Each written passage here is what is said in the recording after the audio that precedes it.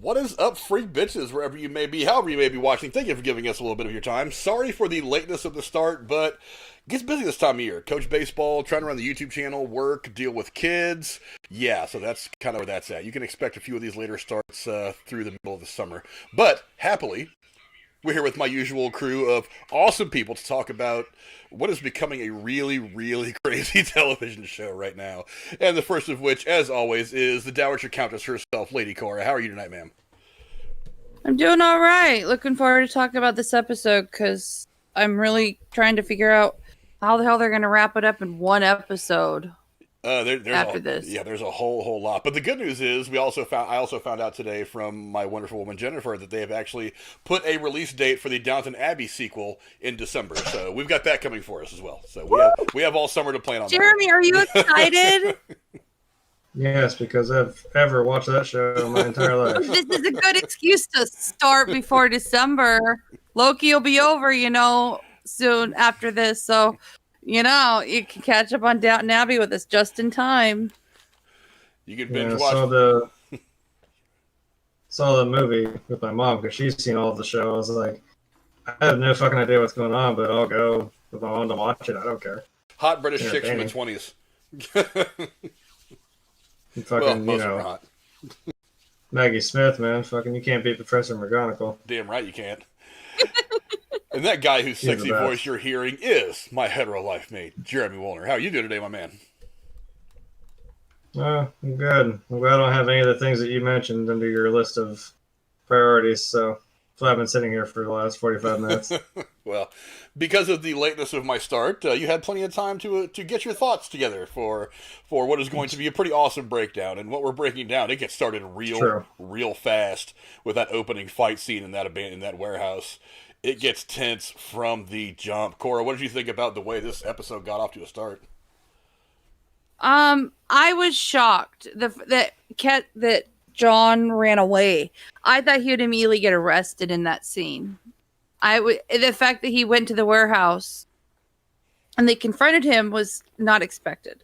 Of course, when I realized it was happening, of course it played out how I expected. There was one cool moment where all three of them were on the ground in this triangular formation with the shield right in between them, and I was like, "That's a cool moment there, cinematography wise."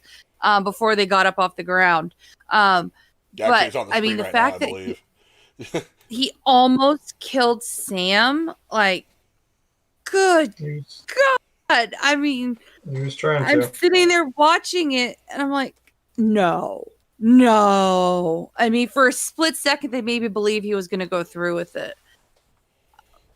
Oh my God, it was hard to watch, but the fact that he said right before that moment when he might have done it before without being stopped, I am Captain America, made me think, dude, this guy is not going to go anywhere anytime soon. He's going to be the new bad guy, complete heel turn. Killing him is going to be the climax of this 6 episodes at some point.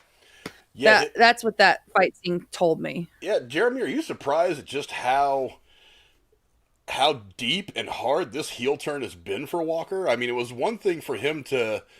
I mean, you almost understand his reaction after Battlestar gets killed. I mean, it's not unheard of for people to react like that, especially characters in movies. But I mean, he is like really gone off the deep end really, really quickly.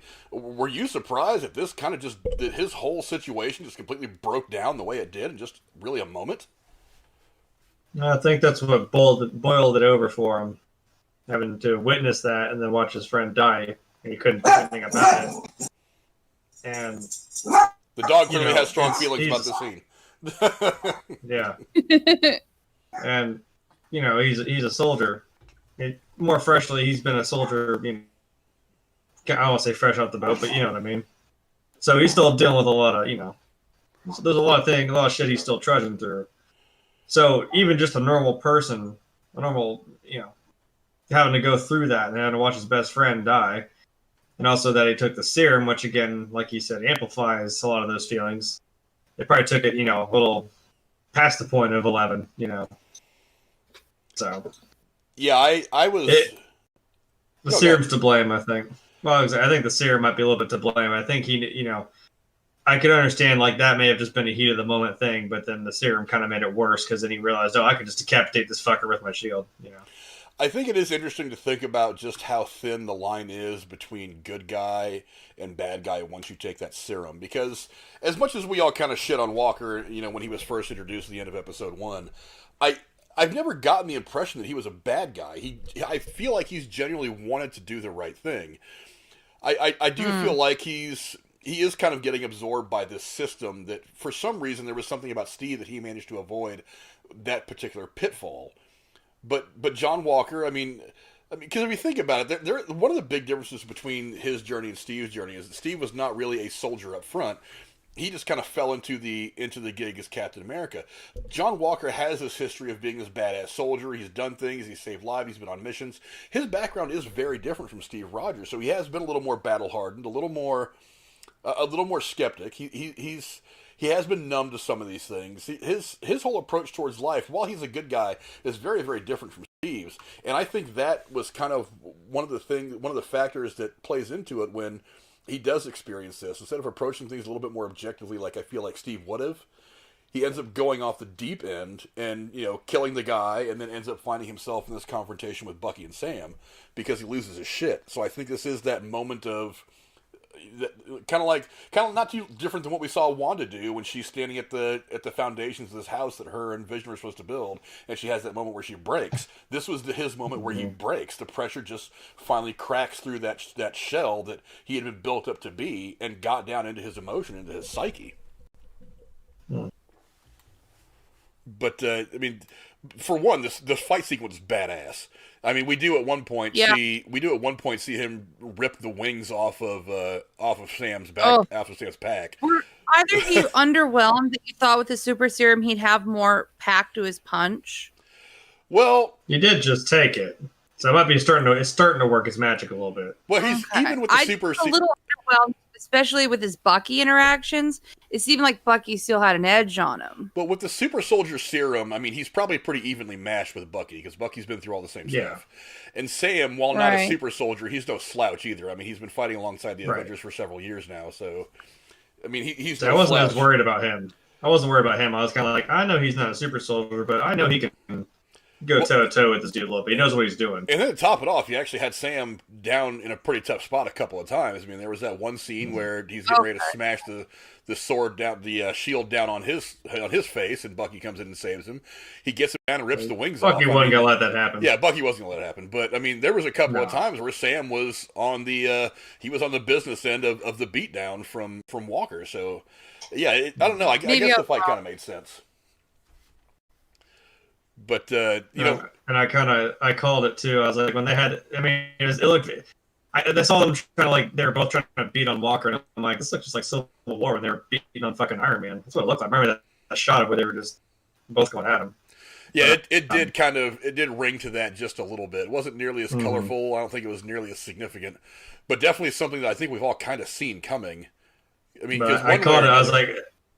They had him like that, and I was like, "Oh, break his fucking arm right now!" And I was like, "Yeah, you little bitch." I'm sorry, I was like, "Fucking thank you." I mean, I was by myself, and everybody probably thought I was crazy. I was like, "Fucking thank you, fucker," and I just like leave him there. For a second, right? I thought they killed him for a split second, and then I realized no. Like he's like, "No," and he's like, "It's mine." I'm like, "Dude, you're fucked. It's just let it go." Yeah, but you know, one of the things that really surprised me about how things started to play out in this episode for Walker was I was under the impression that, well, maybe not under the impression, I just kind of thought, because Marvel's done this before, that he probably wouldn't end up paying a significant price for what he did from the government, that they would probably try to cover it up because it would look bad, so they want to make sure that his ass is covered so he can continue to do his thing. But they didn't. They throw the book at Walker for this. Now realistically, they kind of have to. No, really, they didn't put him in prison. Well, they said they gave him some leeway because of his record. I'm like, I'm sure they would take that into account. They're like, you're lucky. To me, he got off easy. Yeah. Well, oh, absolutely, absolutely. And there is a part of this. It's like the military wants to do something, but still not overdo it. Still want to save face, but Yeah, but what he got was not insignificant. I mean, to give somebody a less than honorable discharge, it may as well be a dishonorable discharge if you know anything about how the military works, and to retire him with no rank, with no title, benefits. No benefits. That's not a small move. The military doesn't do that just because you're an annoyance. The military does that when you've done something significally bad. So, and who is this? Like, what's his face? He's like, this is like international, man. We're gonna get to that in just a second. but I was gonna say, can I say one last thing about that scene after the fight? Does that not speak volumes of Bucky got back up and he threw the shield down at Sam and just walked off? So he's like, here, dude. Oh, that was very. I mean, like, and then the fact that you could see Sam watching him, and almost like just thinking that's it. That's the last I'm going to see him. And I think that's why later on he was so surprised to see Bucky show up. Yeah, because it wasn't for Sam's sister at all. It wasn't for Sam's sister initially. Oh, she was flustered as shit as soon as he came, and she's like, oh, hey. I'm like, nice. There it is. She immediately starts batting her eyes at Bucky. I thought that was kind of funny, but we'll get to that in just a second. But, he reciprocated. It was hilarious. But yeah, there's a couple of different things about this whole interaction at the Senate subcommittee that's pretty interesting. Number one is the fact that they did not try to protect him. They absolutely threw him under the bus for what he did. And again, not much choice. You've got a million people there taking photos and pictures of it and video. I thought there were no press in the room. It didn't look like there were any press, though. It didn't look like it. I don't think that was a significant part of the scene, though. The significant part of the scene is definitely his interaction with that subcommittee. And on top of that, is you start to see him kind of lose it to them too. It's like he hasn't come to grips with what has happened in the I would imagine couple days that has elapsed between when he has this fight with Bucky and Sam and when he's in front of the subcommittee. He's had a couple of days to think about this, and whereas some people would it would start to sink in, you would kind of understand, okay, I did something bad, that's why they took the shield from me. It's starting to sink in as the adrenaline goes away and you start to see things objectively. But he doesn't. Don't you think the super serum has amplified his anger and his moodiness, and so maybe he will never even get to a point of calming down? I don't. Well, I mean that's the funny thing with that super serum is it seems to affect everybody a little differently. Because I mean, as good as an effect as it had on Steve to give us the Captain America that we've known, it had an overall positive effect on Bucky. But at the same time, Bucky himself has not exactly been a polished soldier throughout his entire time having to deal with it either. So Bucky is fortunate that he was surrounded by people who worked him to doing the right thing, because he very easily could have gone on just being some mercenary that went around just whacking people down, and it never would have changed as long as he could go without getting killed or whatever, or dying or whatever. So a lot of it is kind of environment, but I mean, like I said, there's nobody to really. I said the last episode, his buddy Battlestar was his moral center. So now that that's gone, all he has is this frustration. He doesn't have anybody around him. And I don't know that, I mean, he has his wife, but I don't know that his wife necessarily has the skill set to kind of say, hey, you need to make sure you're doing this shit the right way. Because she doesn't really, I'm imagining she doesn't know the truth about how things went down. Because let's face it, John Walker had a chance to tell the truth to a couple people in this episode, and he plays it off like he killed the guy that killed Battlestar, even though we all know that's not the truth. And he didn't, and he knows it. But, yeah, so he doesn't really have that, he doesn't have that one person or group to give him a sense of direction like so many of these guys had, the Avengers or Steve or one other person.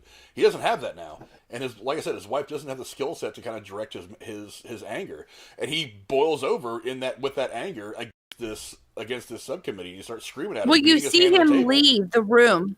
He didn't even look at his wife or grab her hand. He just walked right past her as if she was nobody. Oh yeah. To me, that stood out. I'm like, dude, your wife is there showing support, and you're just walking right past her. Yeah. You don't even stop to take her hand or stand next to her and put your hand on her shoulder and say, we're leaving. Just like, as a wife, I would be pissed. I think he was done with their shit. I think that's just all he was. He's just fuck this. I think he just doesn't care about his life anymore. I think he's so wrapped up in the Captain America snafu shit and all the role playing that came with it. And now the anger that I don't think he gives a shit about his wife or his life. I think it was wild when he was sitting there, like he started getting more and more upset, and now they said like, well, this isn't a discussion. This is us telling you. And he just wanted to get his word out. And the more he kept smacking that podium, I was like, Wouldn't it be funny if you just cracked that bitch in half right in front of everybody? That serum just. I imagine him actually, Jeremy, picking it up and throwing it at the senators. I mean, I could have seen that too, but I thought he was just gonna like break it or something because it kept creaking like every time he hit it, and he's getting more and more angry. I was like, oh god. But they really needed him to walk out of there a free man, though, because they need him plot-wise to be a ticking time bomb going rogue, interfering with something going forward. So yeah, and that plot definitely thickens once Elaine walks up there and tries to make herself known to everybody. What is the name of her character again? I forgot to write it down. Her character's name is Valentina Allegra de Fontaine. Yeah, I am not saying that shit again. I have no clue who she is in the comic books. This is a new one to me. I didn't have a chance to look her up today, so. There's not very little information. Some people technically she's Contessa Valentina Allegra de Fontaine. I wonder if she's from the same country Zemo is. Wait. What was her name again? You said what? Contessa Valentina Allegra de Fontaine. I'll copy and paste it in the Twitter chat. Allegra D. We're just gonna call Allegra D. Fuck it. It works. I was trying to get her last name because Allegra D. Does it start with a D? Right. Oh, Nightwatch. Wait. Nightwatch just wrote in the chat, Madam Hydra. That's what I was about to suggest. I thought so too. Yeah, but they did the Madam Hydra thing in the Agents of S.H.I.E.L.D. TV show though. So I don't know if they're going to try to just kind of like retcon it and do it again, or if she's representative of another character, kind of an amalgamation of maybe a couple other things from the comics that's becoming something. That's what I thought. But I don't know if she was Hydra or not. Yeah, one of the LMDs in Agents of S.H.I.E.L.D. was the I don't even know what, it's been so long since I've seen that season. I don't know if they actually called her Madam Hydra, but she was some like life model decoy. It's like a really lifelike robot who ends up kind of taking over Hydra at one point and tries to grow them back, and of course all the good guys beat her back. But yeah, so I think they did that in Agents of S.H.I.E.L.D. In the comic book, she worked for S.H.I.E.L.D. Yeah, and she was a liaison for the European Union or the UK for S.H.I.E.L.D. And something about World War II, so she's old. And people have tried to be like imposters trying to get to Fury. I don't know. There's a lot here to unpack about her with comic book stuff. Yeah, but it's really odd. It was really odd to me that they introduced her early in this episode. We don't go back to her for any more exploration or exposition, and we're just expected to understand that she's going to play a role in the apparently a big one in the final episode. That's a lot for me to process. She'd call John. Yeah. To me, they wouldn't have cast Julie Louis-Dreyfus if this character wasn't going to have a role in something after one more episode of this. Well, I mean, there's a lot. Pretty good stock. Yeah, there's still a lot to go into the MCU after this. I mean, because this is supposed to have some ramifications throughout the MCU in the future as well. So she may be and a this character. Might be a question. I was going to say, this might be a question for people who know more about the comic books. Is it significant the business card was white on one side, black on the other with no words, and he just said it's empty? I don't know, but to me that was part of the mystery. Is that like a calling card signal for Hydra or something? No, Hydra was always very plain about who they were. They would walk up to you and whisper, "Hail Hydra" in your ear. They would give you a card with the Hydra logo on it. They were never that. I mean, they weren't overt, but they didn't hide it that much either. But because my first inclination was to think maybe she's the power broker. And they're just gonna like put her right out there, and put her right in our face. But I'm not 100% sure of that because she does give herself this name. We did think that maybe Carter could be working for the power broker, but not necessarily be the power broker. Well, but after, and we'll talk about this in a minute. That phone call she makes, I'm still on the train that Sharon's the power broker. That's kind of where I'm at right now. But yeah, introducing her character was really odd. You introduce her, you don't really use her the rest of the episode. It's an interesting conversation they have, to be sure, and it's obvious that she's going to call on Walker and say, "I want you to do this, I want you to do that." But now, I did read something in the history when they first announced John Walker that back in the day he was hired on after he quit being Captain America by a private citizen tech agency, kind of like I guess what would be like Bruce Wayne's company, kind of equivalent, and he basically started working for them as a private contractor who happened to be good at, spy shit. Yeah, as so a U.S. So agent. he became Morgan Freeman's character, yeah. So like head of the R&D maybe department. maybe he's about to become a private contractor for some agency or some company. If he Because ends now he up, said like you have nothing to do with this government or the military, so he doesn't have to fly under anyone's fucking jurisdiction. Well, now, she so. has to have an in somewhere because she knows about the legalities of the Shield and its ownership. So, And somehow she's. she knew I have about a the feeling. serum too. Yeah, I think she actually works for some company that is paid by the government to do shit they can't say they do. Kind of like the shit they don't talk about. Yeah, and so she's The like, ones "Well, that fuck get it. If shit they're gonna done. dump you, we'll pick you up." I think it's Right. possible that if John Walker lives through this series, which I'm still not convinced he will, I'm pretty sure. I'm still putting money. I'm still putting $5 in the fact that he dies in the last episode. But I'll take that. I think he's gonna die. But there is a possibility that Or go to as prison. this stuff moves forward, he becomes U.S. agent, which is what we're used to seeing John Walker as anyway. Because when it doesn't work out as Captain America, he becomes U.S. agent, which is kind of an anti-hero kind of thing. Both sides. He's involved in a lot of shit in the comic books, so he could be a significant part of the MCU moving forward. I don't really know. This is I think it was Hawkeye. One of the characters from Black Widow is supposed to appear in Hawkeye and in the Miss Marvel series that's coming out. Oh. But I had heard So it that could this be one. him. But I had heard that this. No, it's one of the female characters. One of the other Black Widow. Oh. The female assassins. But because they've had to cast her, Florence Pugh is the actress that's going to be playing. That's going to be playing the character in all these properties.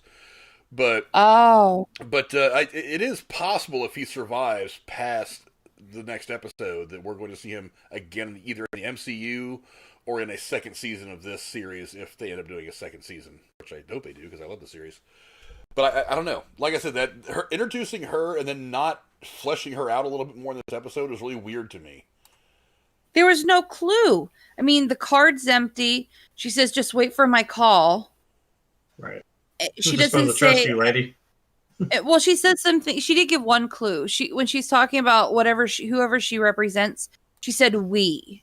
So clearly, it's a group of people. That's the only clue you have. Yeah. Mm-hmm. Yeah. And she obviously has intel. She has serious intel. So, I mean, those are the only clues I got. Maybe they're introducing another group of assholes into the MCU, and this is them putting the foot in the door. Is it possible she could be with the X-Men group, and this is a hint of introducing X-Men? No. Oh. Because the X-Men, the way they work is Charles Xavier will show up himself and introduce himself. Mm-hmm. He doesn't do a lot of underhanded shit like that. He would roll up there in his super cool wheelchair and be like, I have But this isn't he special group of dead? people. Not in this. Well, we don't know. We haven't been introduced to the X-Men. Hold on, Logan's kind of a separate timeline in itself. Yeah. It wasn't, so to speak, it wasn't in the actual line of the X-Men. Yeah. It's that story of Old Man Logan, but it's in its own thing because they're like, well, we can't really. We want to do this right, so it's going to be this way. I just got it figured out. What if she works for the power broker, Agent Carter? Because I don't remember where the order is, but do you think it's possible she sent the chick to go try to recruit John Walker? With that phone call, I have one more favor for you, blah, blah, blah, one more job for you? No. I think she's a separate entity. Okay. I think that's what I'm saying. It's really odd that they introduce this entire separate thing a few minutes into this episode and then just never approach it again to give us to help to grow that story. They're gonna have to grow whatever she is as much as they want to grow it in this next episode at some point. I don't know. It's a shock. I am still one now. I don't know. I don't want to get too far ahead of myself what I was talking about, but Sharon's phone call is actually pretty clear, and that's the weird part about it. But we'll move on so we can get to that at some point. And after Walker pays the price, we do end up seeing Sam go and talk to Isaiah again, which the more I see this character, I thought that Isaiah, was pointless. Well, I mean, there is this aspect, and what do you want? What do you think you wanted going in? Well, I try to avoid talking about it because I think people are just taking some of this race stuff the way they're portraying it in the series the wrong way. But it's significant. But the reason I wanted to point this scene out today is because it is significant to Sam, because he has his own inner struggle trying to deal with. I mean, it's been evident from the very beginning why he puts the shield in the museum to begin with. He says that in this episode, the legacy of the shield is complicated. It gets even more complicated after he learns about Isaiah. He is dealing with this struggle of, the stuff that him and Isaiah talk about, the things that he didn't know, that he had no part of, but he still feels responsible for, because he does go out there and defend this flag, which hasn't always defended its own people in a lot of ways. Mm-hmm. So it is significant for his inner struggle. I think what he's going to end up taking from this interaction with Isaiah, and look, I'm telling you right now, there is not enough Isaiah in the show. This guy, agreed. He absolutely. I want more of this. I really hope he does not die. I want a movie with him, like his story in a movie. I hope. I was kind of sad. That's so sad. We've seen him twice, and I was like, in the second time, I was like, holy shit! When he actually explains what happened, I was like, damn, dude. Yeah, I hope that he becomes a bit of a mentor to Sam, and maybe even Bucky, or maybe even to the.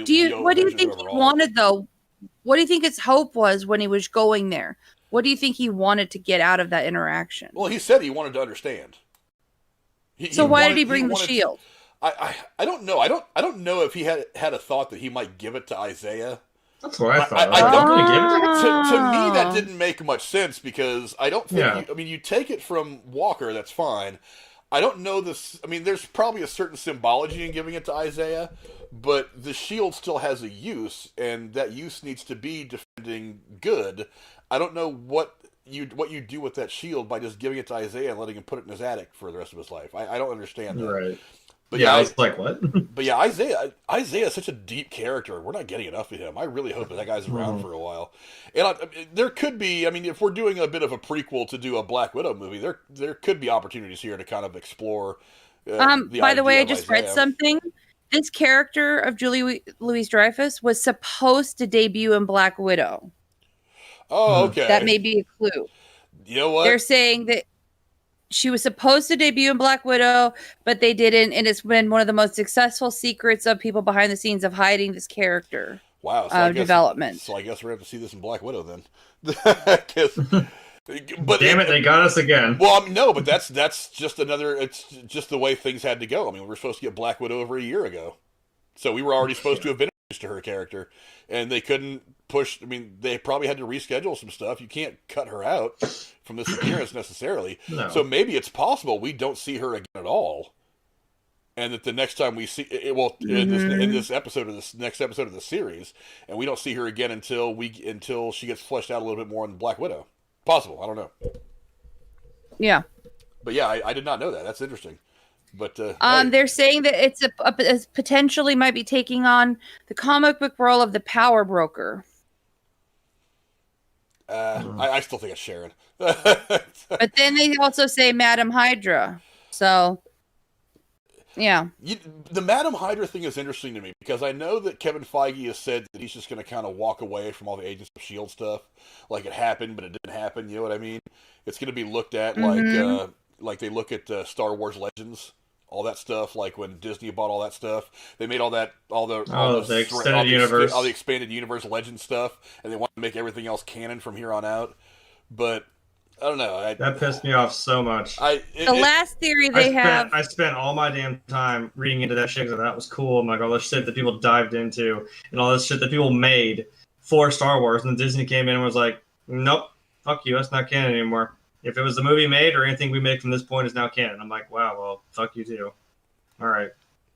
Some of the stuff is good. I agree. They say that the last two theories they have is that there's some supervillain team called the Thunderbolts that she could be a part of, or an all-girl femme force female you know assault why I team just laughed, Frank? with Shannon Carter as its first leader. Oh, fuck, I hope not. Well, they had that little A-Force moment. They got a lot of stuff. Yeah, they had that little A-Force all-girl superhero moment in Endgame of the final battle. I thought that was a killer scene. I thought it was a killer visual. But that's not what I'm talking about. Frank knows why I just fucking cringed a little bit right there. Yeah, the Thunderbolt stuff. I don't know. They could. No, it's because, well, you know where I went to school. I'm not about to do that. I don't know. They could do the Thunderbolt stuff. I don't know. I honestly, we don't. Well, Cora, that's I what my guess- that's what my school was called. It was the Northmont Thunderbolts, and I'm not about to have that shit. Oh, I'm just saying these are the theories. This Vanity I'm Fair just- person who dug deep into it. They're saying that people who are close to Kevin Feige are saying that, quote, Julia Louis-Dreyfus will be cropping up in the MCU for some time to come. So she has to be just something that's just an overall bad guy. I don't think it has to do very much with She's these probably kinda specific shady. characters in this episode. Yeah, I find it less likely knowing that now that she's the power broker. I'm back to 100% sure it's Sharon Carter.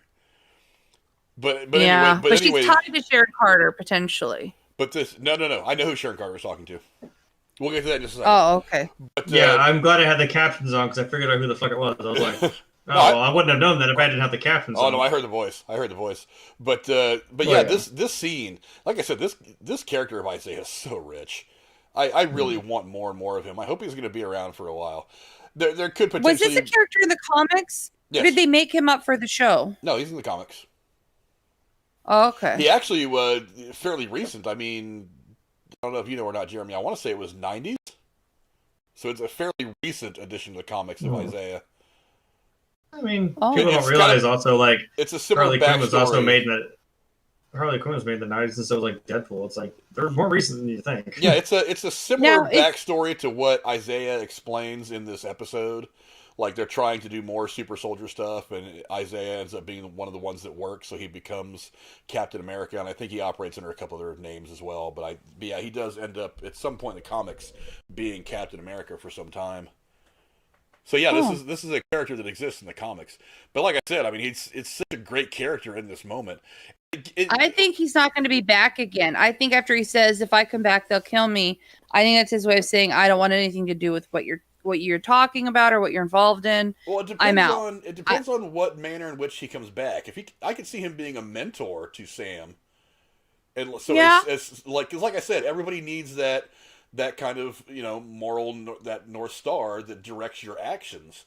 And with Steve being gone, Sam and Bucky, one And of the things Bucky they're being struggling with flighty. is both those guys are trying to deal with not having Steve around to kind of help guide them through these tougher decisions. They're trying to rely on each other, but they're not necessarily ready to do that for each other yet.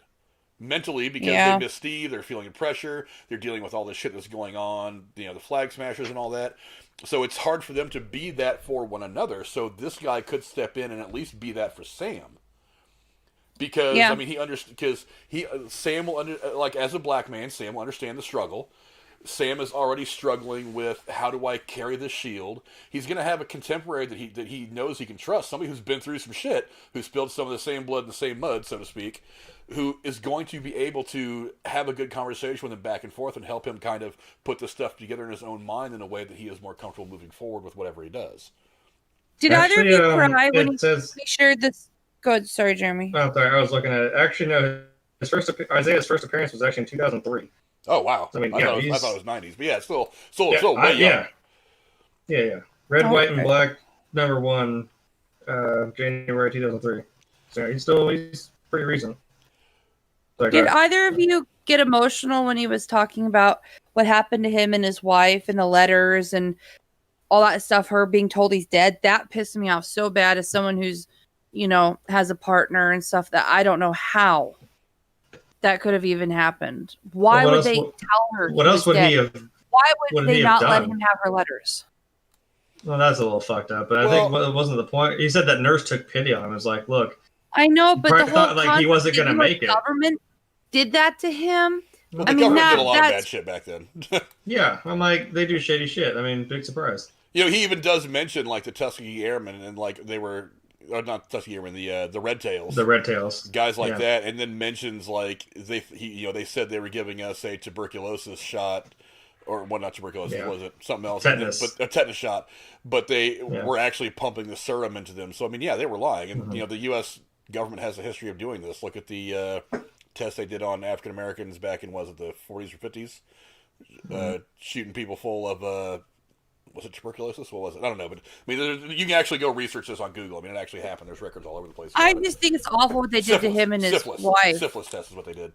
And I don't understand why they would have done that. Well, But because it's a like I said, super soldier serum. I don't know. I don't know how you're going to cover that up. There's like, well, here, we're going to give these guys this shit. We're not going to tell them. And I'm like, yeah, but then when you realize you can fucking throw a goddamn Humvee or a Jeep at somebody with one arm, it's like, okay, but how do you explain that? You know? How are they going to be like, well, we gave you this really cold. It's just really cold. Oh, it was really cold, but like I said, at that point in history, the U.S. government was doing shit like that, so it fits historically. I mean, I heard it and I was like, that's pretty shitty. I don't know if I got emotional about it, but like I said, historically, there's a precedence for that kind of thing in that time period. So, but yeah, this is Sam trying to find somebody that he feels comfortable bouncing ideas off of. And while he trusts Bucky, I'm sure, maybe Bucky doesn't have the same perspective. His is just different. But Bucky's not invested in Sam emotionally. Bucky's flighty. I think Bucky's invested in Sam emotionally. I just think that they're both struggling right now, and you know, I mean, when we all have those moments when we're struggling, but we still need to try to be there for somebody else, that kind of thing. It's easy when you're outside and you don't feel that emotional attachment to the situation, but when you're in that emotional situation with somebody else and you're still trying to be there for them, you're also trying to deal with your own emotions while trying to be a part of the support structure for somebody else. That's not always easy. You're talking about what I'm living today. I wasn't trying to hit it too hard on the nose, but I mean, I figured that you would understand the reference I was making. But yes. But I mean, yeah, that's what I'm saying, and that's where Bucky and Sam are. Is they're dealing with all this stuff. They're conflicted because they're still trying to figure out how to live in a world without Captain America, at least the one that we know anyway. Do you think that's why Bucky brought him to Isaiah in the first place? Like, this is someone you can talk to? No, I think Bucky wanted information. I mean, because in reality, what does Isaiah really know about the situation that's going on in the show? I mean, he doesn't have any intelligence about where the next matches are going to be. Unless he watches the news, that's about all I'd be getting. Yeah, but even then, what's he going to get from the news? There's not a lot of stuff that's usually released publicly anyway. So the idea is that.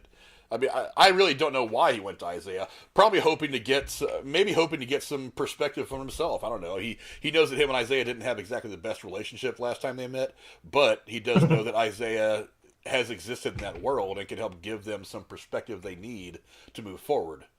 That's my guess. Other than that, I really don't know why he took him to meet Isaiah in the first place. He had no intelligence, no information. The guy's been living in this little hole-in-the-wall house in Baltimore for probably 50 years. I don't know why he took him there. Other than to get some perspective. I don't know. But, anyway, all I know is, like I said, I love the Isaiah character. I hope we get more of him. I think he's fantastic. Mm-hmm. And he is definitely one of the deeper, better crafted characters in the show. I want more of this.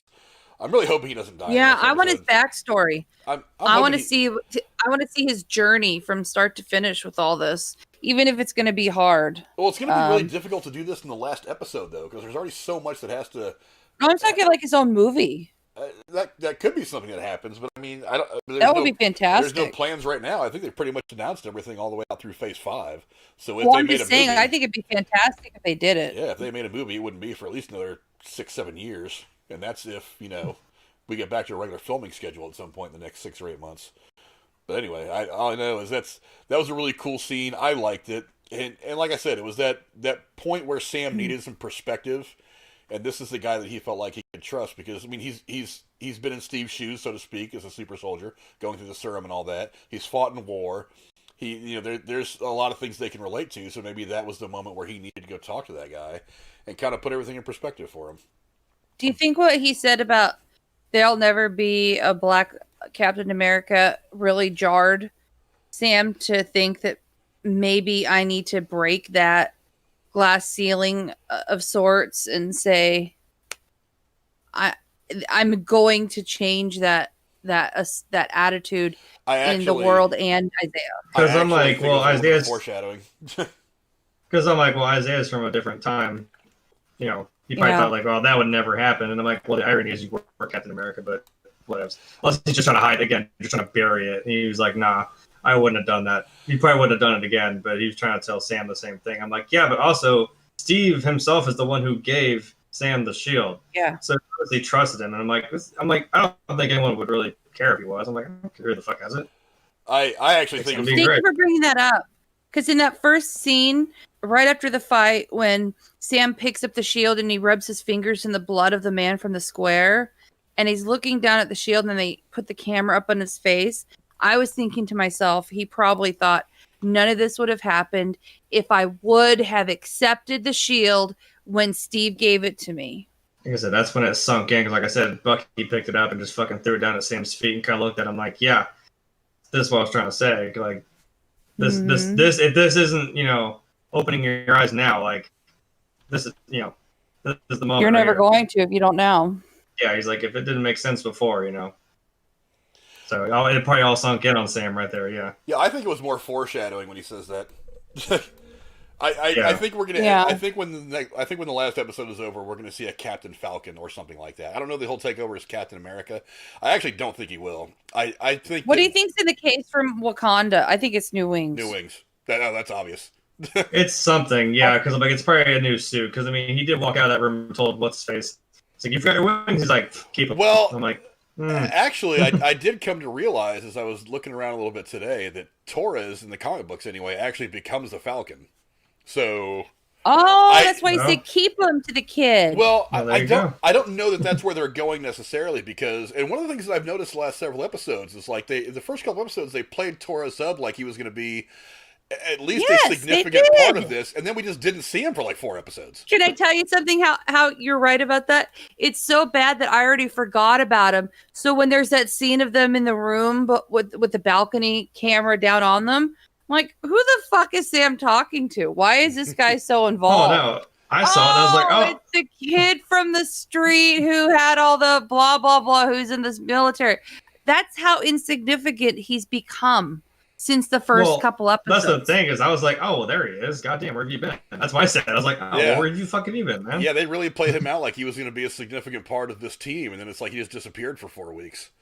And I'm sure he was doing stuff, and maybe we'll find out what some of that stuff was over the course of the next episode. But I mean, he just hasn't been a fan. Wait, maybe the next episode he does come flying in as the new Falcon. It's possible.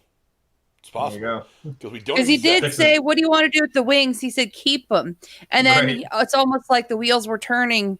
Oh, huh. But the cool thing about this is the suit no longer belongs to the United States. I mean, whatever he has from Wakanda, the U.S. government has no ownership over. Yeah, that's Wakanda, baby. That came right from him. And Nightwatch wrote in the chat he thinks it's a suit of vibranium in the case. That's what I was he got got new wings. He got new wings. That's what Bucky was saying as they were walking away from the boat. The Sokovia memorial. But we'll get. Oh, when he asked them for favor, yeah. But we'll get he's like, "Hey." Yeah, we'll get to that in a second though.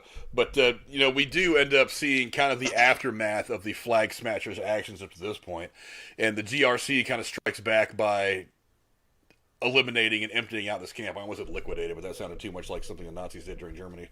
It's almost like it was more like a.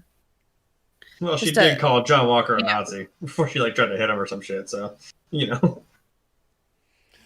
they obviously are.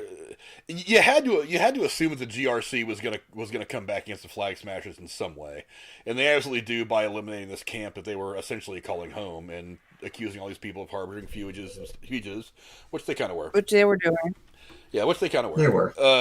But it is a personal shot to Carly though. I mean, because she is personally invested in these kids and these people that are there. I hear you, but I was so mad at her. I was like, "What do you expect? You're putting all these people in line for. You're putting them in the line of fire by using them as a shield, hiding them behind these people everywhere you go." And she's mad at them. The government entities who are chasing after her. Oh yeah, like you're the one doing this. People as pawns. She's absolutely using these people as pawns. Yeah. So that claims to care about them and wants to cleanse the world some way for them, but really she's just setting them up to be murdered, and that bothered me a very great deal. I don't like her. I don't empathize with her. I don't think she's doing the right thing in any way, and I do not understand why fictionally in the plot all these people around the world are giving her support. I wouldn't if I lived in that world. I mean, I can kind of understand where all of them are coming from. It's like, because if you think, now let's play it out for a second like this actually happened in real life. Thanos snapped a bunch of people away, then 5 years later, they all just kind of reappear, and you're talking about half the population of any given area, let alone just the world. Let's just keep it here on Earth for a minute. Let's say half the population of Earth disappears, and then after 5 years, the remaining population has kind of like moved on. They've kind of rearranged how life runs and all that stuff, and then out of nowhere, all this half of people that disappeared show back up again. You have to completely rearrange how everything on the planet is done again, and it's not like that would be an easy thing to do. So I don't understand. I don't understand why these people want to go to violence so quickly. It's like it can be frustrating to be one of those people that came back and did not have a place in the world. I'm not going to argue that at all. But we don't even know what she wants ultimately.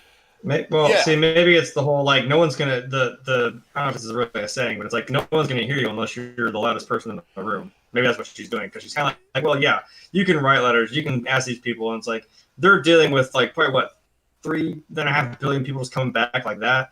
So it's like, yeah, they're probably swamped, but it's not really their fault that they can't get to you. I don't know why you think you're so special. But do we know what her solution is?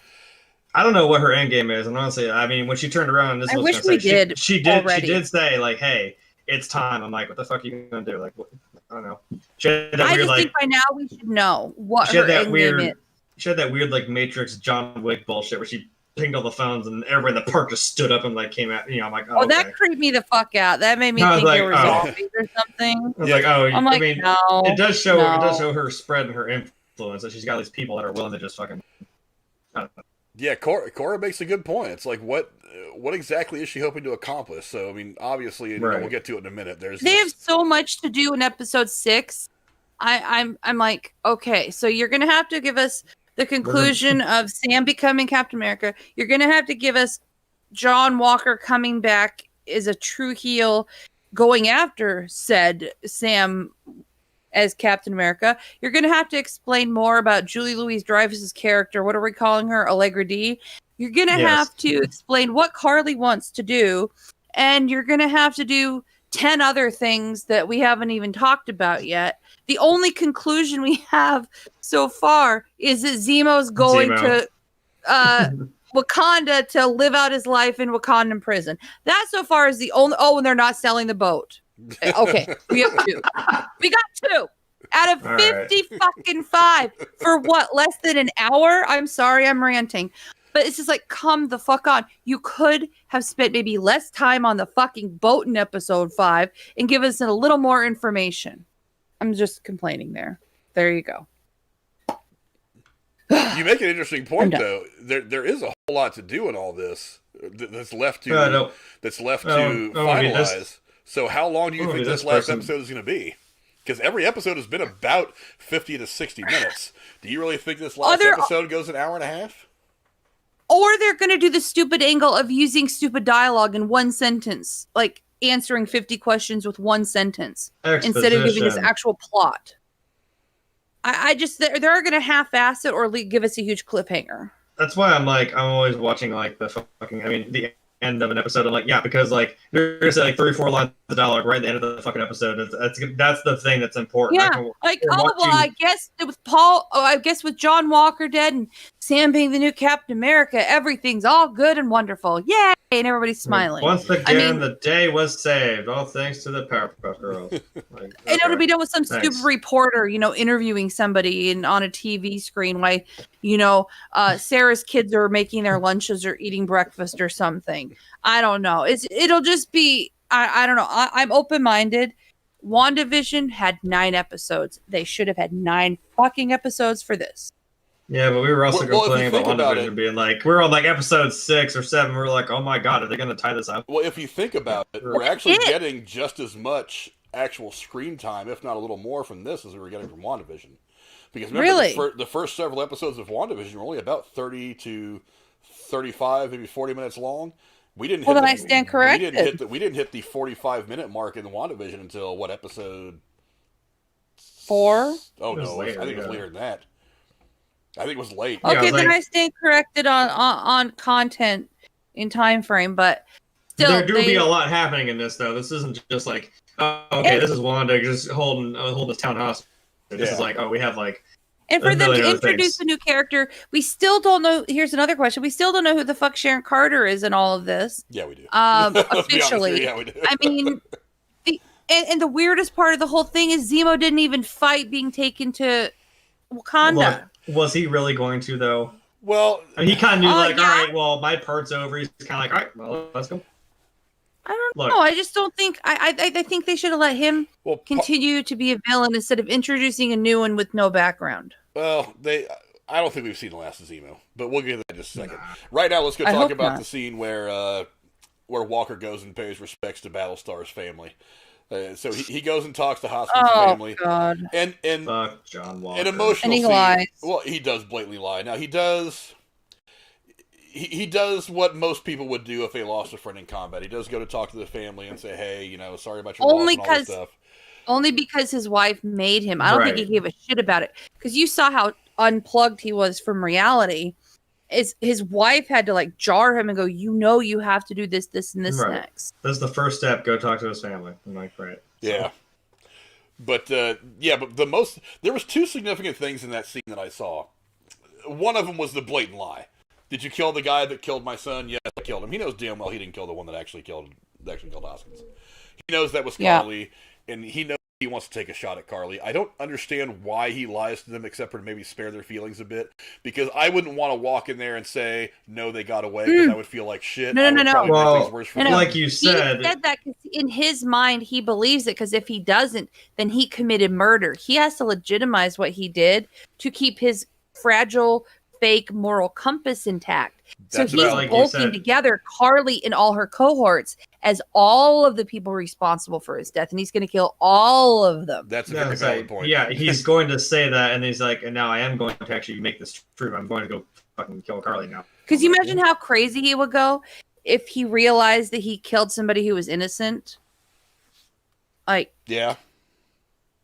And he can't acknowledge that. He's probably not capable of doing that. But the other thing that happened... I can't stand that he hugged his fucking mom. You can kind of see him, like, I don't know if he was kind of remorsing on it, like, damn, I just lied to this fucking lady. But she hugs him, and he's just kind of like, there's a look on his face. I'm like, I don't think you really feel bad about doing that, but like... He doesn't, because he thinks the guy's just as guilty as Carly. It's a slippery slope. I'm saying, I know they're all in cahoots with her, but I'm like, that isn't the one that actually killed him. Oh, I agree with you, but I'm saying he has to... No, I know. He has to tell himself. Yeah, you're right. He has to tell himself that. Like, I know. He's justifying it to himself. Yeah, the other thing I noticed about this scene, though, and I don't know if I was reading into it too much, because I know how Marvel loves to put stuff in the peripherals that is meaningful that most people just don't catch, even people who are kind of read into the Marvel stuff. But the sister of Hoskins, the younger girl, she didn't. That was weird. Thank you. Did you see it too? Yeah, I was kind of like, what? She like it was a specific like just going at her, and I'm kind of like, he's like, oh, I'm sorry. She didn't seem like she was buying any of what he was saying. Oh, I agree. I agree. I don't know if she maybe seemed really. Yeah, I thought maybe she was. I thought maybe she was just kind of, because if you're in shock, maybe you don't know how to process. I get it. Sometimes you need to come down off that weird mental state you're in when you first get bad news. But there was something in her face where she was just like, yeah, I feel bad, but I'm listening to this fucking guy talk shit, and there's about this guy that doesn't smell right. And specifically, why did we just address his sister? And he was like, what if Hoskins told his sister some things weren't quite right with the whole Captain America thing, and he was really worried about John? It's possible. Well, that happened pretty fast, though, right? Like, he would have just called her right in the middle of, hey, we're going to go storm this building. By the way, Johnson. I don't know. I'm just saying it could be she knows something, like Frank was saying. I don't know if, well, she may not know something that Hoskins specifically said to her, but she may just kind of like be listening to this guy talking, and maybe she's picking up some kind of a, body language or some kind of visual cue where she's just like, I'm not, this thing doesn't smell right by me. And he's sitting here telling us that he was killed, that Hoskins was killed by these bad people and yada, yada, yada. And I guess, for the most, like, well, I mean, like the John really, right. But then when he says, I killed the guy who killed him, he's blatantly lying. And it seems like that she somehow knows that there's less than truthfulness coming from Walker. Or maybe she doesn't condone death for death. And she thought maybe the guy should have been brought to justice. It's a weird form of justice. Yeah. Well, that would have to be something that she would have to kind of overtly state, though. She doesn't say anything this entire scene. Yeah. Which is one of the reasons why my eyes were kind of drawn to her. I was like, she's sitting over here hanging out. She's obviously hurt because she's just lost her brother, but she's listening to this guy talk to her parents, and it doesn't feel like she's buying it. Well, did she maybe, I mean, did she probably see the whole... Like I said, there were several people all just filming John Walker fucking kill this guy at that fountain. Did she maybe see that and kind of think, what? She probably saw it. She thought that was a little weird. And also, did John really give off any kind of cues that he seemed like upset? I mean, yeah, again, shock, and he's still trying to process his friend dying, but it's like he seemed kind of crocodile tears, and he didn't really seem like he was really. He's just kind of feeding that to them, like, well, yeah, I got him, and it's He's really still focusing on himself, because look at the end when he's looking at the poster. Now I think about it. He's just relishing in that he's still Captain America. That poster, the one that's on the wall, to me, it's very symbolic that it's in pristine condition, like it was just applied to the bricks. And it's almost like, yeah, I still am Captain America. Did he? I'm trying to remember. Like, did he even really express any like, "I'm sorry for your loss," or "I'm sorry"? Like, did he say anything to them? Like, did he just say like, "Oh well"? It looked like he'd been there for a while. Because you don't see him coming in the door. Yeah, I don't it's know. Almost like just like the end of the conversation. Yeah, I don't know if we got their entire interaction. So maybe he did, maybe he didn't. I don't know. I don't know. I feel like maybe you would have shown it, because if you're just going to show me that still solidifies to me that like, oh well, yeah. I mean, I guess I kind of see the sister's angle now, where it's like, oh, I don't know if I buy this guy's story. No doubt, but yeah, there was something about that scene. Like, I don't know if she doesn't. For one, his blatant lie, which we all know, but his family doesn't. And there's just something about his sister. Maybe I'm just reading too much into it because Marvel loves to do these. No, you weren't. These visual. You were not. I caught it too, but I caught it too, but it was just minor on the list of my frustrations of what they didn't cover in this episode. So my only thing is if the sister did see that footage of like someone leaked this shit of him fucking killing that guy, and like, how did the parents not see it? Or leaked it? They probably live streamed it on Facebook. Oh yeah, there was no leaking anything. There was a million people there with phones up taking cameras. That's what I'm saying. But like, how would the parents have not? How would they not have seen him do that? Then, that's what I'm saying. Well, they probably did, but that's why the dad asked him, did you get the man who killed my son? Because I think he wanted reassurance that whatever he did to this guy was worth it. So he's going to look past the gruesomeness of it, because in his mind it was, Because didn't I say that? I'm like, this whole see, like I said, we're in the story. We know what happened, what led up to that. But I'm like, to anyone else looking through that cell phone, all they see is Captain America killed this bad guy, this terrorist, so to speak. Like, that's all they see. And I'm like, well, that's media for you. They're just going to polish the story up to that. Well, he killed this bad guy. I'm like, there's a little more to it than that. But yeah, but let's talk about something else that happened almost immediately after this. Sharon's phone call. Okay, did you not hear who she was talking to? All I heard was like, like. I didn't make any of it out. Well, it was that guy that came in later. She's like, or whoever Carly said, like, oh yeah, someone screwed him out of a bunch of money, and I was like, that's what she was talking. And something about Algerian prison. She's calling Batroc. You can hear him speaking French over the phone. Yeah. Who? Batroc, the guy who brings the suitcase full of fancy toys and explosives to them in the park later on in the episode. Yeah, Batroc is the guy that Captain America fights in the ship in the first opening scene of Captain America: The Winter Soldier. He is also the one who is he is robbing the bank that the Flag Smashers are after in the first episode. He's been rumored to have been coming back to the MCU. He's actually a pretty well liked bad guy in the MCU, and a lot of people have been. It's one of the things that a lot of people have kind of criticized Marvel over. It's like, why do we not have more of this guy? We like this guy, Batroc. And they've been kind of using him sparingly, and I don't really understand why, but he is a bad guy that a lot of people want to see. And that's who she's calling. You can clearly hear him speaking French and getting shitty over the phone.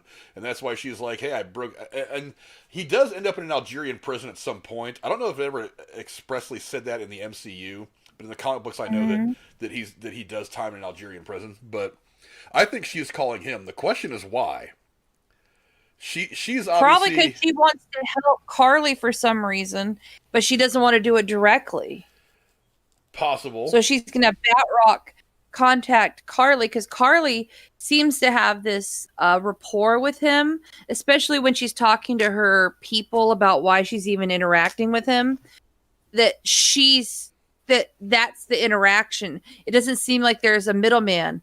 It seems like, yeah, this is the person I'm talking to. This is we might as well be criminals because they say we are. It doesn't seem like, well, I called a lady. And Batroc seems to take responsibility for the connection of wanting something from her. Yeah, on top of that, this phone call, it puts me at 100% that Sharon is the one that is...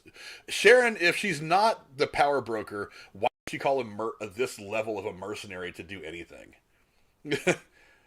And why would she be able to say, I got you out of prison, or if it wasn't for me, you would be in prison? So clearly she's in a position of power that is underrated or underrepresented so far. Absolutely.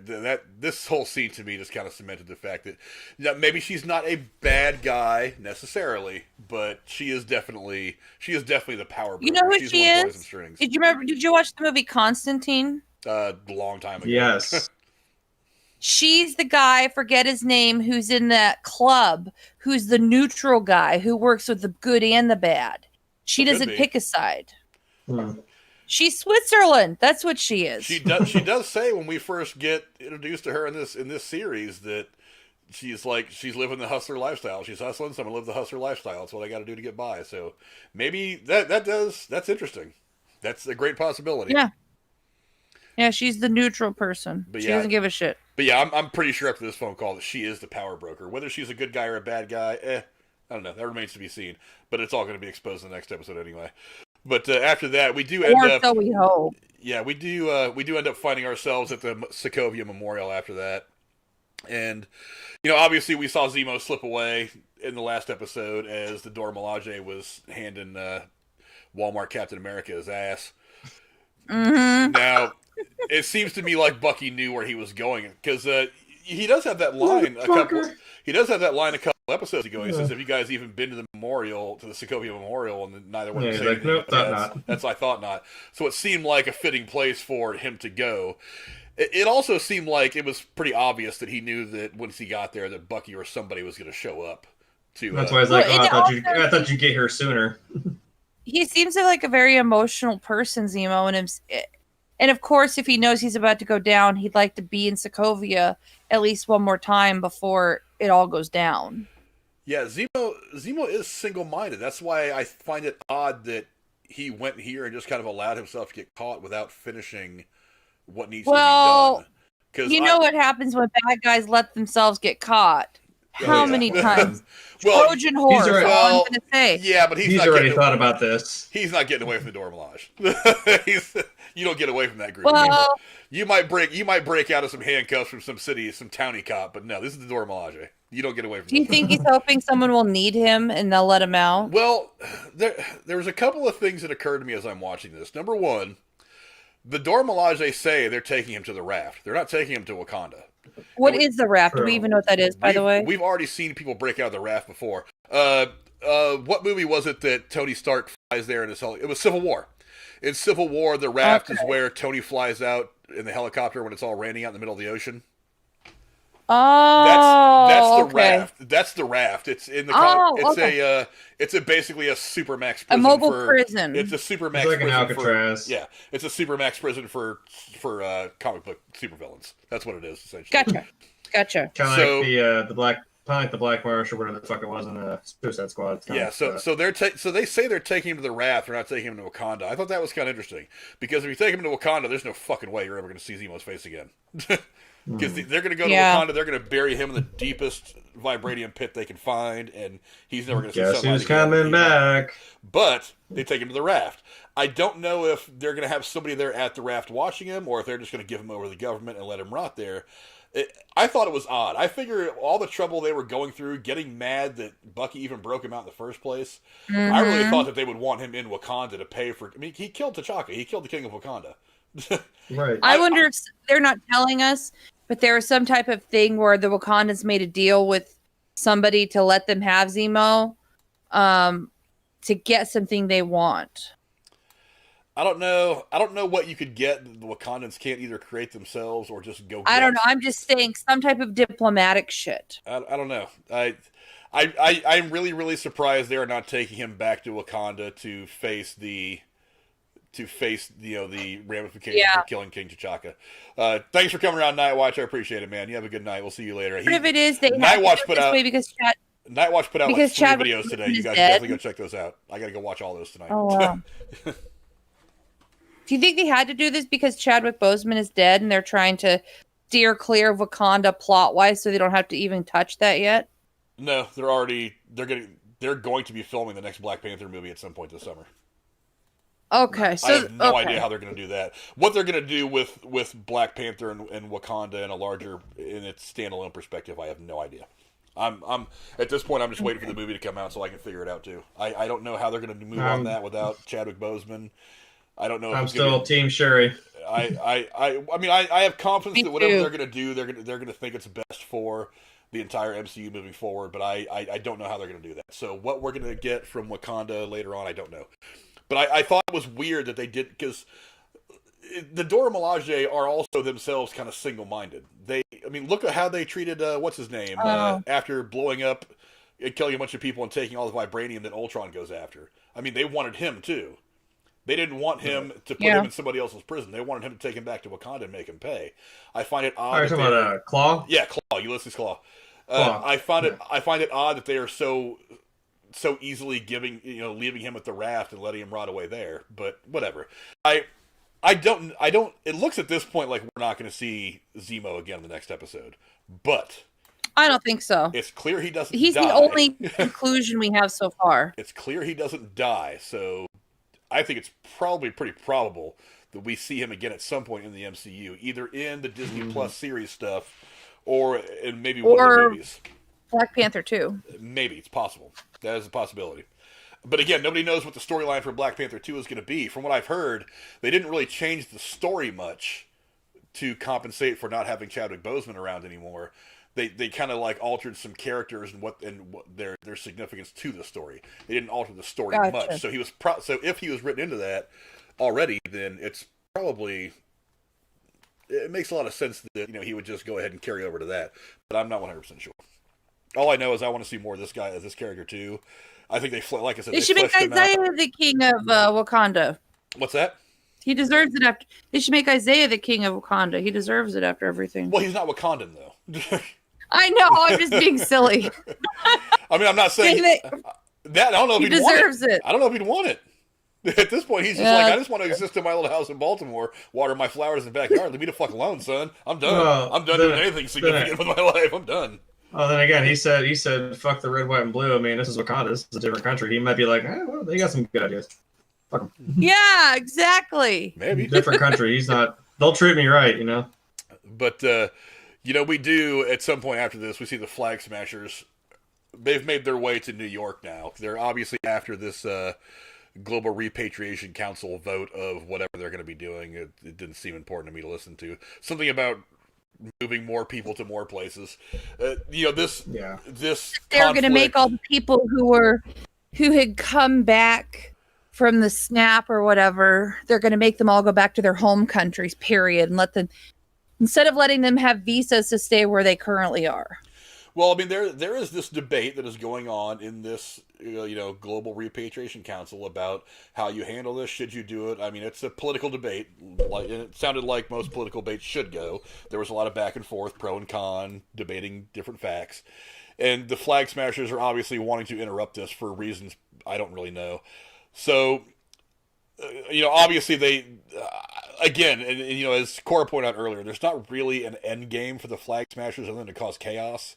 Didn't she say we're going to make sure this vote doesn't go through or some shit or whatever? Yeah, but okay. What are you still trying to do? Yeah. I'm still not understanding what her deal is. Again, what is the end game for you guys here? Do you want a whole new? Do you want somebody to give you a country to make your own?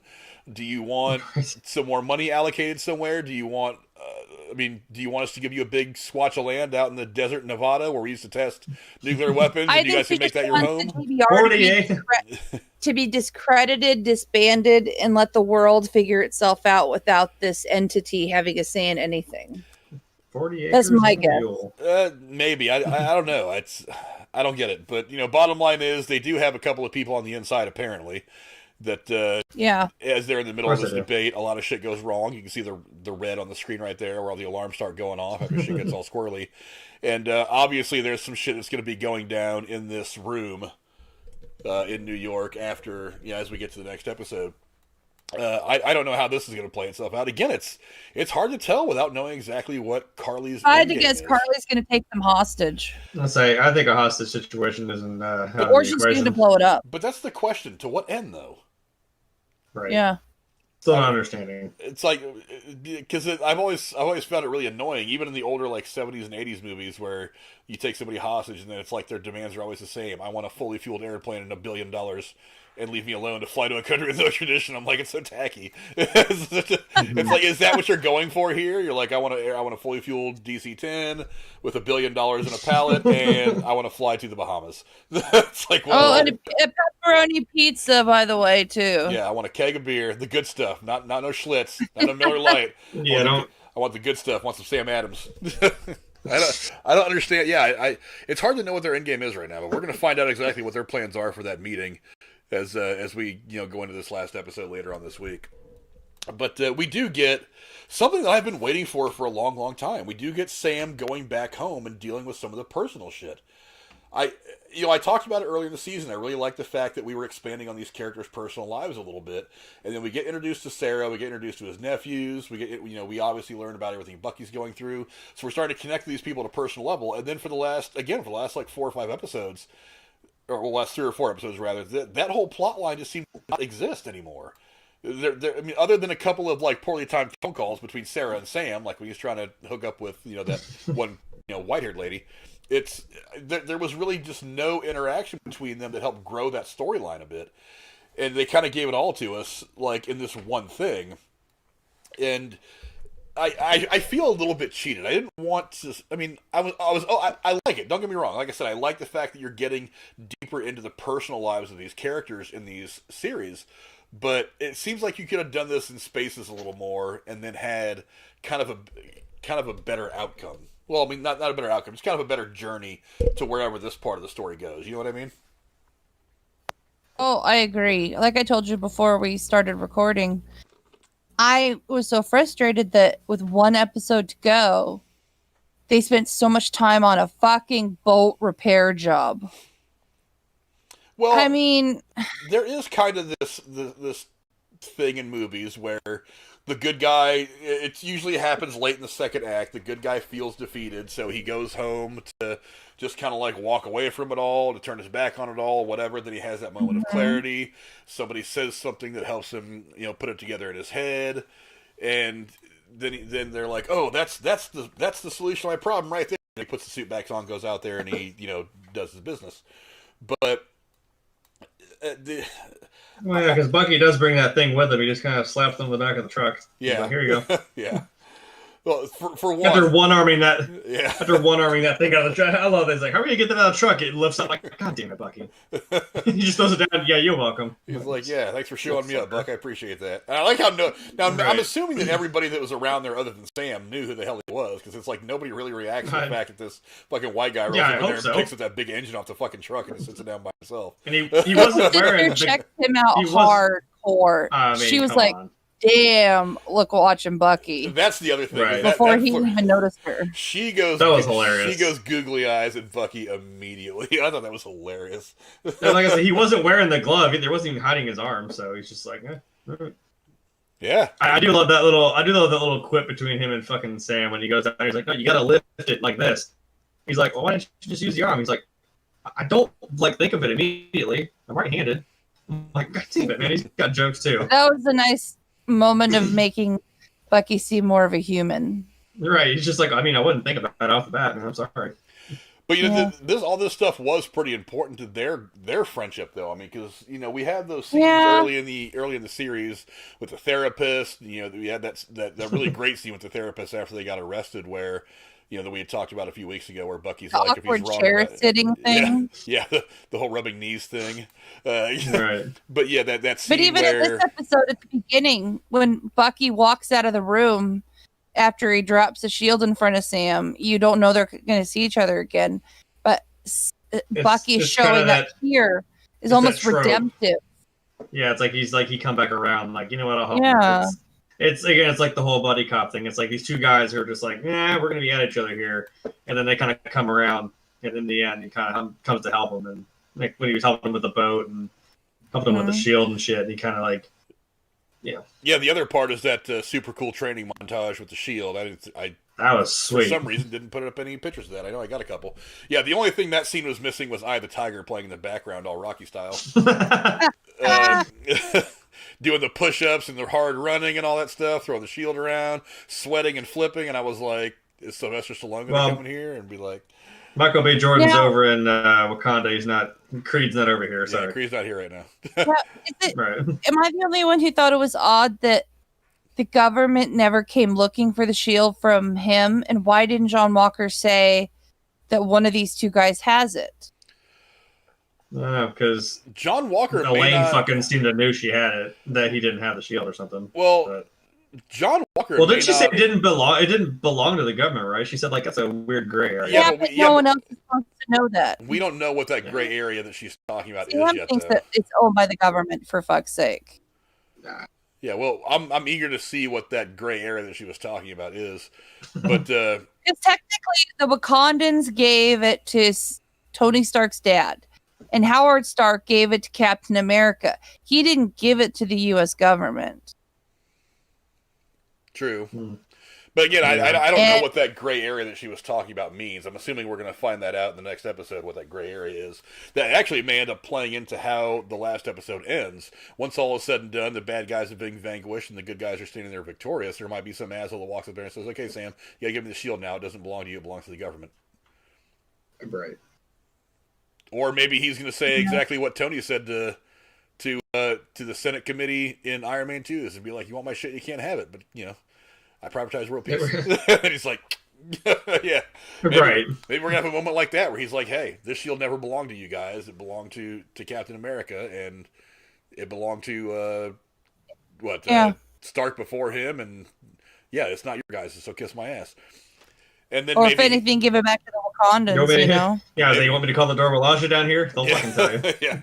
All I got to do is snap my fingers. They're going to be right here whooping someone's ass, throwing spears all over the place.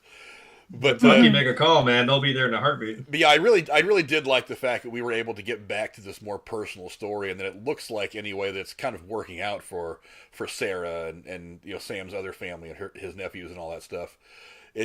I don't understand why they had to run right to the happy ending in this whole thing. Like I said, it didn't work for me. I wanted to see it kind of. I wanted to see the journey. We got to wrap it up. Yeah, I wanted to see the journey there, but they're like, hey, we've only got an episode and a half left. We got to go ahead and just kick this down to where it needs to go, so we can go get to the fights coming in the last episode. But still, the thing is, they never. Go ahead. Sorry. No, you good. No, you good. Okay, fine. I'll go ahead. Oh my god. I was gonna say, but still, it's a great scene, and I love that we're getting closure on all this. On all this personal stuff, because it does get me more invested in the characters than I have been throughout any of the other MCU films. There's just so little time left, but it just makes me think that they're wrapping all this up, so when the battle ends, there's no question, supposedly. And the hinting earlier when Bucky and Sam are talking, well, you should stay. Everybody in this town's really nice. Because, yeah, they are nice.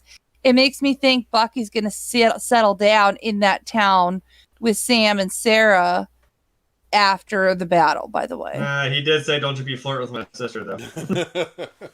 Yeah, as a hint that I probably like you to... I just... whether they get romantic or not, I think there's a hint there that he's going to end up staying with Sam down there after all this shit. That wouldn't be the worst ending, though, for these characters, for this season of the series, anyway. Van Edwards, what's going on, man? Just popped in the chat. How you doing, buddy? We're most of the way through this, but we still have a little bit to talk about. And after going home and everything plays itself out, we do get this post-credit scene that was pretty damn interesting. Now, obviously, Walker is not letting this shit go. There was a post-credit scene. You really didn't see the post-credit scene? No, no. Okay, hear me the fuck out.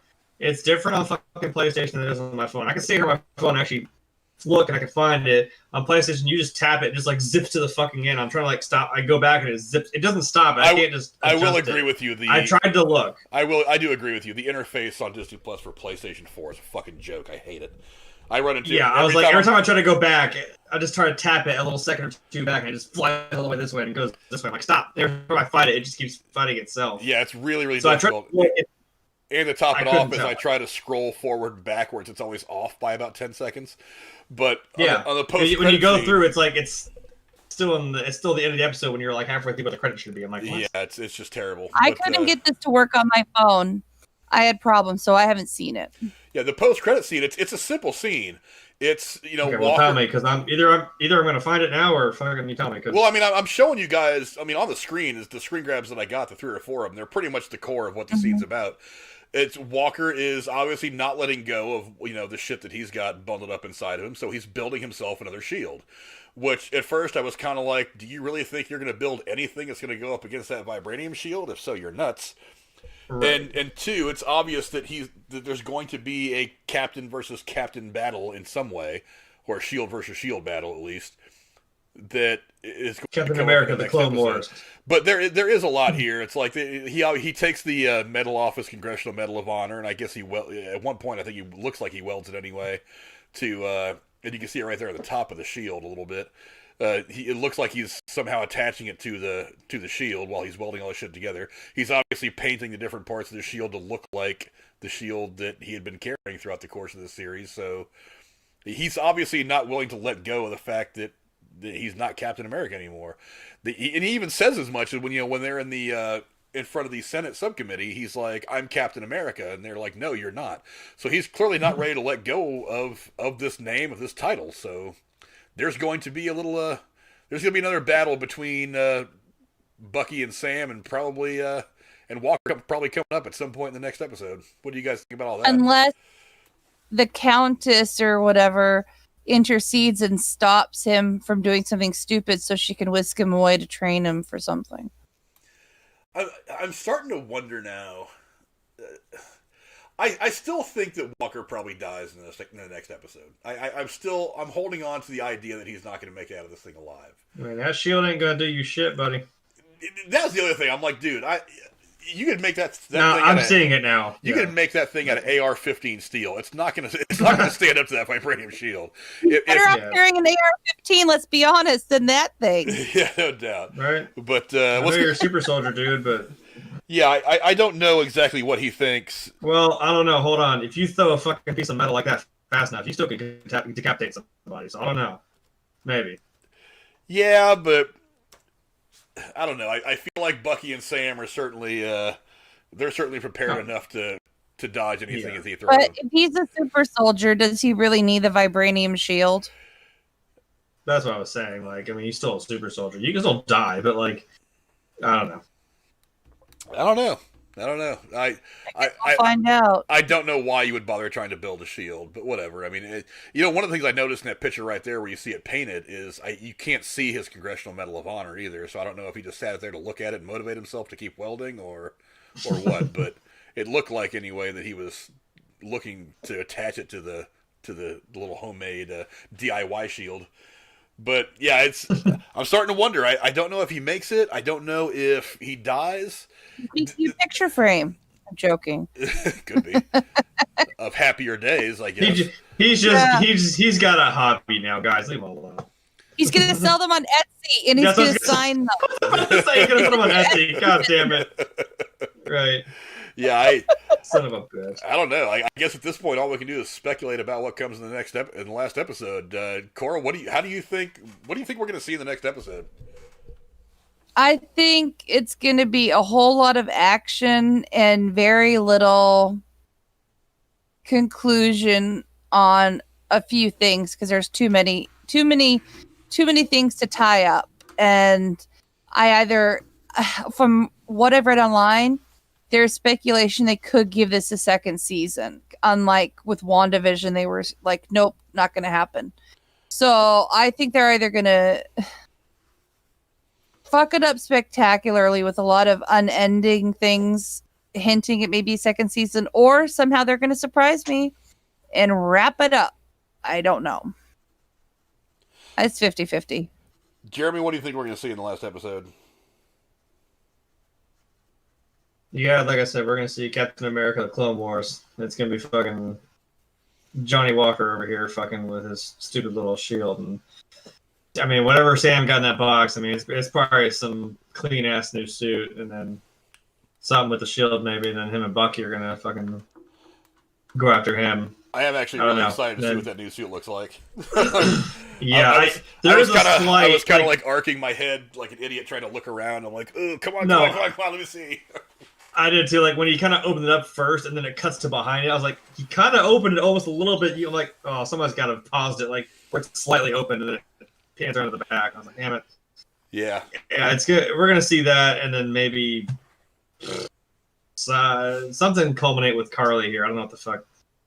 I don't know.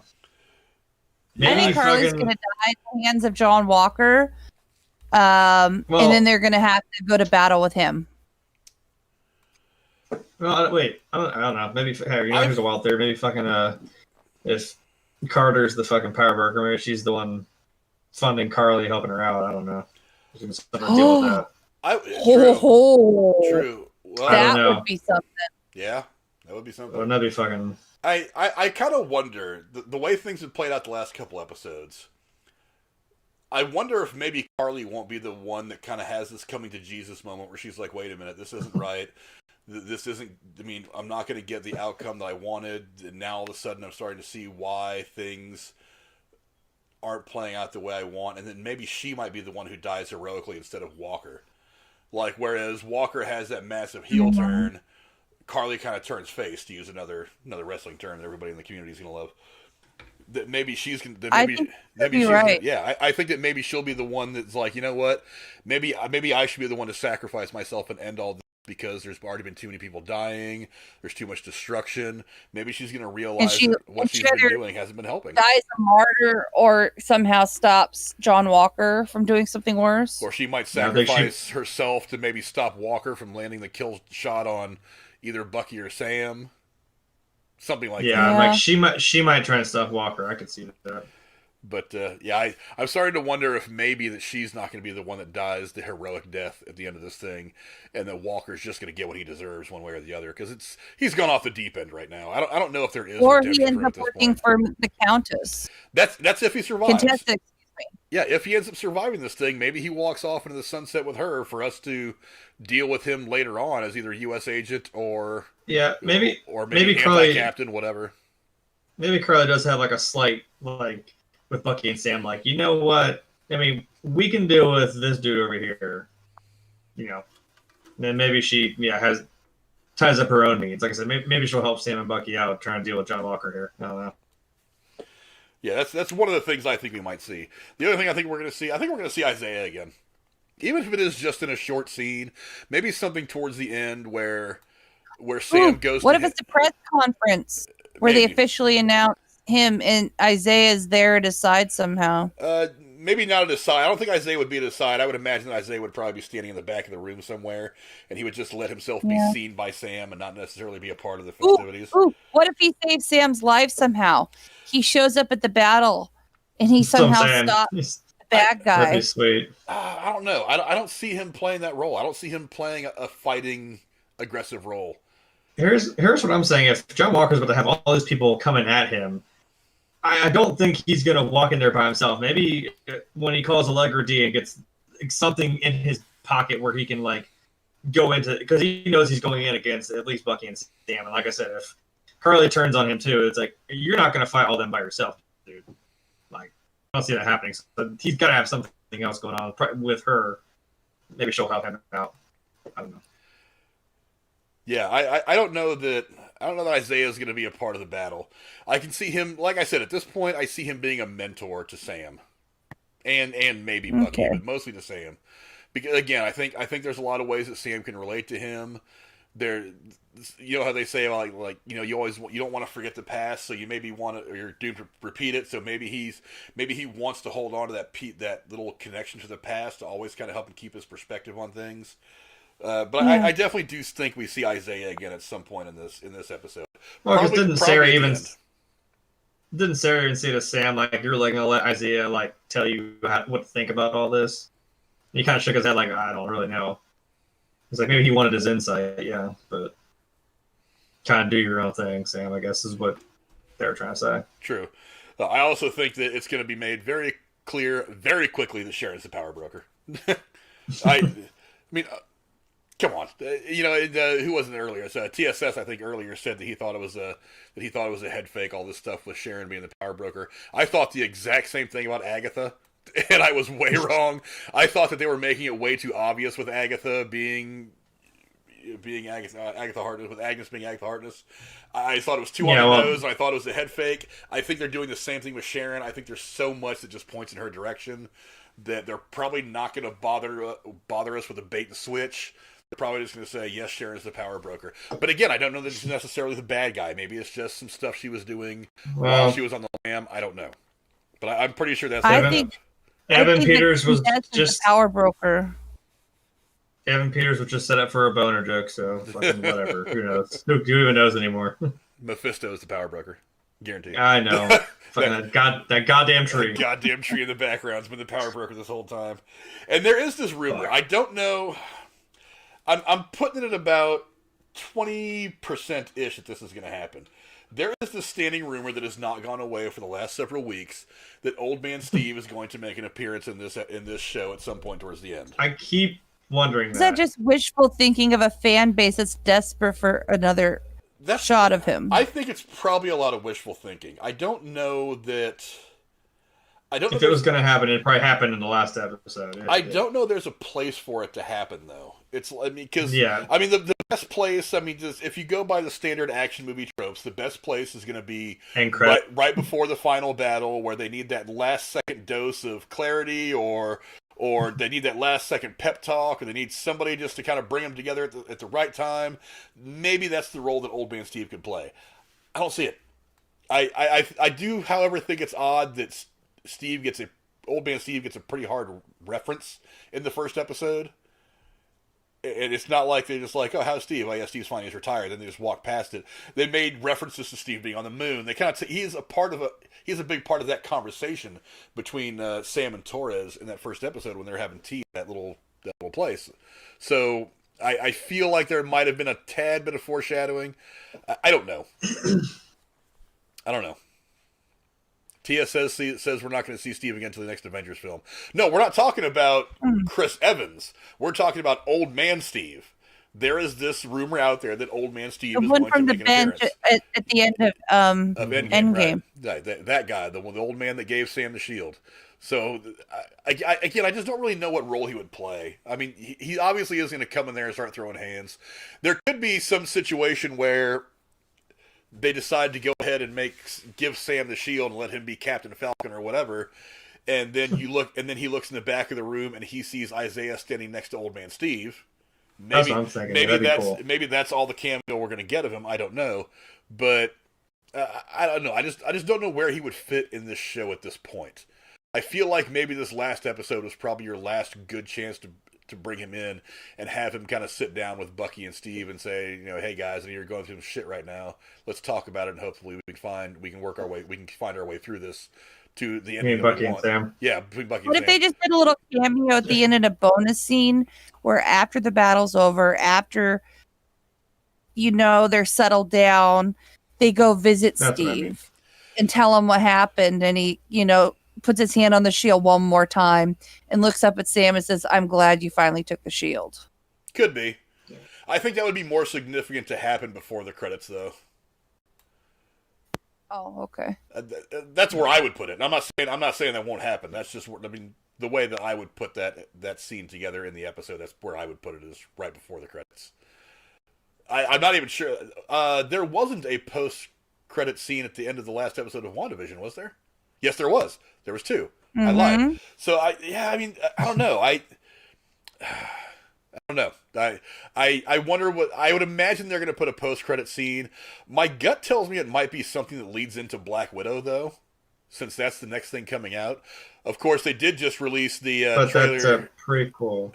Yeah, right? but with the way that things went, maybe not something that leads into something that happened in the past, but maybe just some kind of connective tissue. I don't know.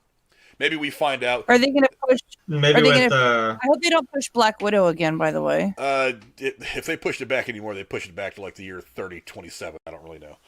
Right. But well, maybe it's nothing to do with Allegra D, since you said she was supposed to be in that fucking movie. Maybe they connected a little bit that but way, maybe so she can still be in oh, it. that's but perfect, maybe that post credit scene is her connecting with somebody that we're going to see in the Black Widow movie. I don't know. Mm-hmm. And there could be multiple post credit scenes. Who the hell knows? I don't know. At this point, everything's up in the air. I just want this episode to get here so I can watch it and enjoy it. yeah. It's going to be a busy day on Friday because I'm going to get up. I'm going to either watch this or go see Mortal Kombat. and then whatever. See, that's going to be my problem. Yeah, I want to see that too. Yeah, whatever I do first, I'm going to immediately do the next thing second. Speaking of, the more I read about it, I really want to see Mortal Kombat now, but I don't know where to watch the first one. I've never seen it. I'm sure it's probably on a streaming service somewhere. Isn't it also on HBO Max? I don't know. I haven't looked. I think it is. I'll have to find it. But I think it's supposed to be since the new movie's coming out. I think they've got. You know when you're going to be going live Friday night? I would imagine 8-ish. Okay, well, I'm at least going to be in the chat. It sounds like you got. I don't have a firm time on that yet. Yeah, I'll try to, because like I said, I don't work Saturday. So. Yeah, I don't have a firm time on it yet. I'll hopefully have that the next day or two. But also, I mean, we did just get, and in some other Marvel news, and Jeremy, I know you probably saw it already. We just came. Oh, I saw the preview for that new She-something, CHI. Yeah, Shang-Chi. They dropped the trailer today, Jeremy. Did you see that shit? I saw it. I didn't see it. I saw a thing when I scrolled. It looked really good. I don't have any background whatsoever understanding anything about it, but it looks fucking epic. Yeah, I'm really happy that it was announced. I'm really happy that we're getting into the 10 ring stuff. I mean, we got teased with the 10 rings in the first two Iron Man movies. Actually, really all three of the Iron Man movies kind of teased the 10 rings. But now we're definitely getting into that world, and it looks pretty dope. It's definitely got like a Crouching Tiger, Hidden Dragon thing to it with some of the visuals. Right. So yeah, if you haven't seen it yet, Jeremy, you should definitely take a couple minutes to watch that trailer. It doesn't give us a lot. It just lets us know what the movie's going to look like, and it looks pretty fucking good. I'm actually really stoked to see this movie. This is actually one that I've been wanting to see for a while since they announced it. I was like, good. We're getting into some really, really cool, deep areas of the Marvel like character universe. Now that we're moving out of the Infinity Saga and onto whatever's coming next, we're going to be getting a lot of really, really cool. What have always been kind of peripheral or smaller characters, and they're going to make them significant parts of the MCU moving forward, which is great because you can flesh these characters out and really just have some really interesting stories. I'm really excited for this film.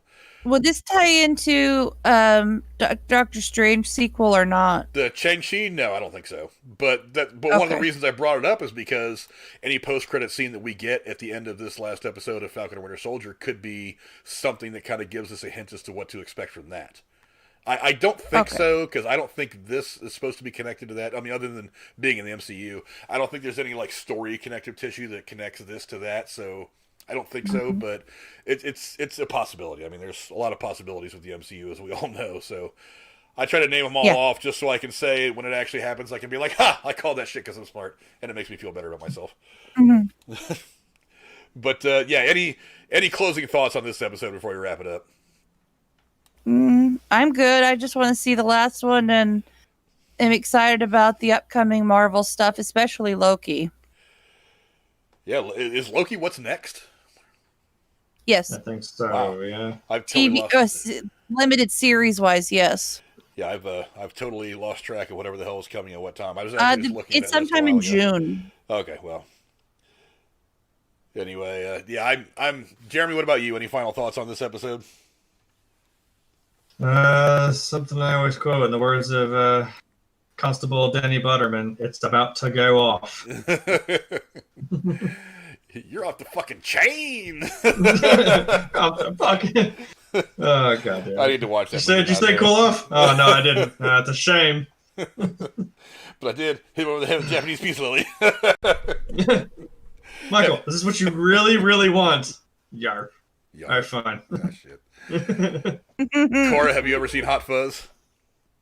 Only about 15, 20 times. Oh, geez, that all you're way behind me and Jeremy then. Like that, Anchorman, and probably 2 or 3 other movies. Me and Jeremy, that's just part of our I natural love conversation. Anchorman. It's just part of God, our yes. natural conversation. Jack Panther, baby. 50% of the time, it works every time. That doesn't make sense. Thank you to all of you wonderful motherfuckers in the chat for coming and hanging out with us. Penny the Pooh is the first one in. Cora was on the call with us. Nightwatch Zone popped in for a little while, but he had to go because I think he had to go to work. But he, like I said, Nightwatch put out 3 videos today, I think. 3 different live streams. And I go back gotta and go watch check all those 3 of out them. tonight. But Nice. yeah, Cora's in here. Penny the Pooh again. Who else was in here? There were some other people in here. He came in kind of late. Raw Let me Man, scroll down and see it. TSS. TSS, Van Raw Man, Edwards. Van was in here. And I think that was about it. But thank you guys for hanging out and watching us. We will be back next week to break down the last episode and to talk about all the crazy stuff.